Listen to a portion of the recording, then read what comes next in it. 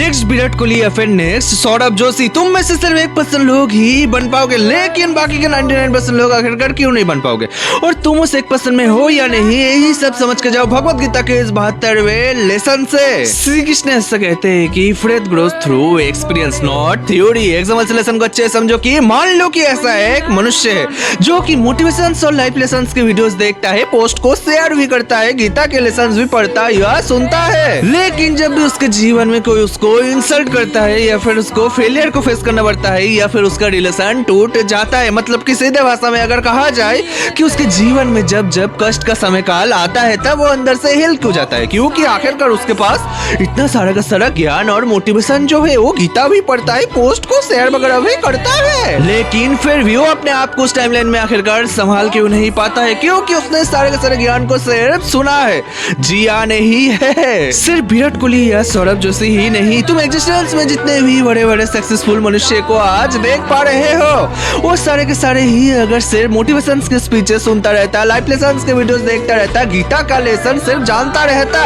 अपने जीवन में अप्लाई ना किया होता तो उनका करियर का भी आज कोई एग्जिस्टेंस ना होता। अर्जुन भी अगर श्री कृष्ण के लेसन को सिर्फ सुनता, अपने जीवन में अप्लाई करके एक्शन में ही ना लेता तो क्या पांडव कभी भी महाभारत जीत पाते। Control your mind. लगातार 1 साल तक अपने दिमाग को ऐसे कहीं पे यूज ही मत करो जहाँ पे यूज करने से तुम्हारे और तुम्हारे भविष्य का कोई भी ग्रोथ नहीं हो सकता है। ऐसे ऐसे जगह पे ही यूज करो जहाँ पे यूज करने से कि तुम कुछ बन सकते हो। डिटैच फ्रॉम रिजल्ट से काम को लगातार लॉन्ग टर्म के लिए डिसिप्लिन और कंसिस्टेंसी के साथ करके देखो बिना कोई भी रिजल्ट के एक्सपेक्टेशंस किए हुए। Do your duty. डिसिप्लिन और कंसिस्टेंसी के साथ उस कर्म को, अपने ड्यूटी को निभाओ बिना कोई भी एक्सक्यूज दिए हुए, और उसके बाद देखने की क्या तुम वो एक्सपीरियंस कमा पाते हो या नहीं, जो एक्सपीरियंस की भविष्य में जाके तुम्हारे इतिहास रचवा के देने का माध्यम बनता है।